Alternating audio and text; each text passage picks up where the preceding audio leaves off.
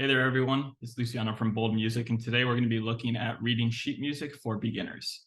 Now, I want to start off by saying we are not going to be going over any methodologies and learning ledger lines, which is the notes that fall above or below the staff.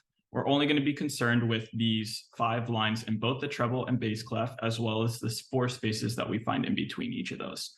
I want to start off by diving a little bit deeper into this methodology that we'll be using today, which is known as mnemonics. And in this case, mnemonics are a combination of words or phrases that help us associate with the note names on the grand staff.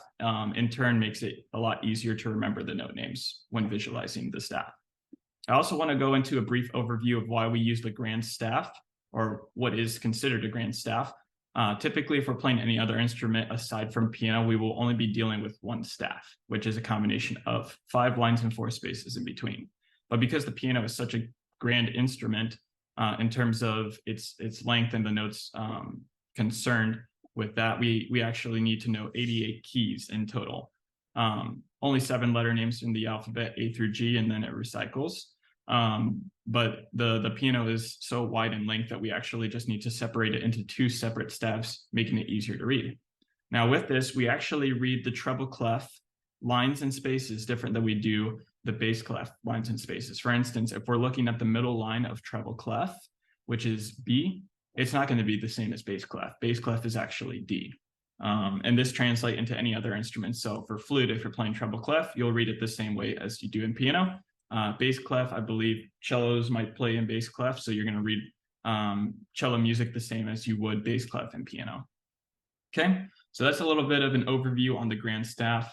I want to jump into the actual mnemonics that are viewed here on the page. So starting with the first one, I want to skip the lines in the treble clef and jump straight to the spaces. This one is going to be the easiest mnemonic. It's actually the only one that creates a word just using the letter names. And the other examples, we're going to be using the first letter in each of these words to create a phrase.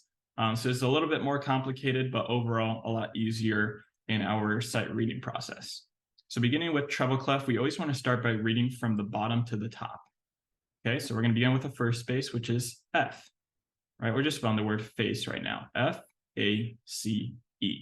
So this means anytime you are reading a piece of music in treble clef on piano, or treble clef or any instrument of that matter, the first space is going to be F, second space is going to be A, third space is C, and fourth space is E. Just like reading in any language, it comes with time and practice, and eventually you get to the point where you stop thinking about the mnemonic, face, first space F, second space A, third space C, fourth space E, and you're going to see it as a shape. You're going to begin to associate the level of the note and where it falls in between the lines in the same way where you read a novel fluently now. So that's your treble clef spaces. Moving on to our treble clef lines. This is where things get a little bit more complicated. Again, in the grand scheme of things, it will be a lot easier. So we have our phrase, every good boy does fine. This is going to be the most common one. This is the one I use with my students all the time. And we're just concerned with the first letter in each of these words. So if you know how to spell these words, we're in good shape.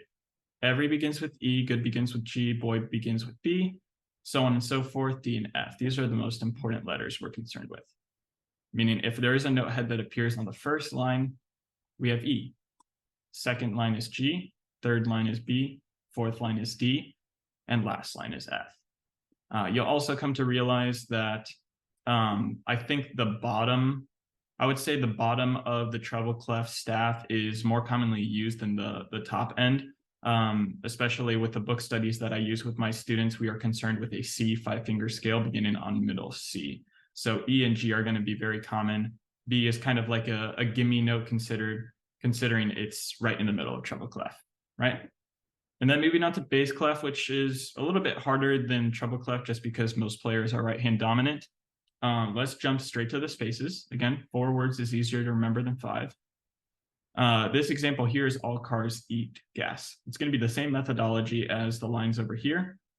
We have a phrase consistent of words beginning from the bottom to the top, and we're only concerned with the first letter in each word. So we got A, C, E, G, and appropriate spaces 1, 2, 3, and 4. I also want to make a note that you don't have to use these mnemonics. You can use whatever mnemonics you want. A few of my students have brought new ones to my attention. The one I like to use specifically for the bass clef spaces is all cows eat grass. I think that's the one I just grew up learning, so it comes more naturally to me. Okay. And the next one and last one is good boys do fine always.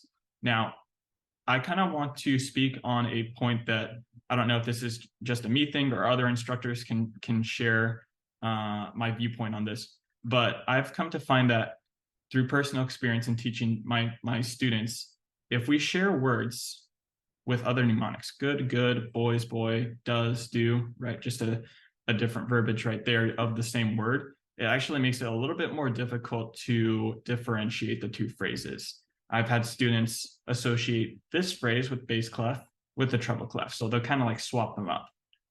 I understand that you could do this with any phrase, despite whether or not the words in the phrases are being shared. But I've come to realize that it helps if we just find entirely new words for each phrase. So another one that you can use for the bass clef is grizzly bears don't fly airplanes, right? So in that case, we're actually not sharing any common words with the treble clef mnemonic for lines.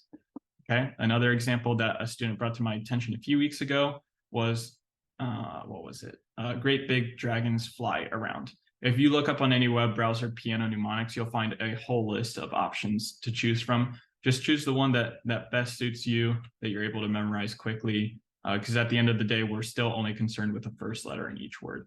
And I want to readdress that throughout this process, it's going to come with time and practice. So be patient with yourself, give yourself some grace, and at the end of the day, just have fun with it. Hope you guys learned something new. I'll be seeing you soon.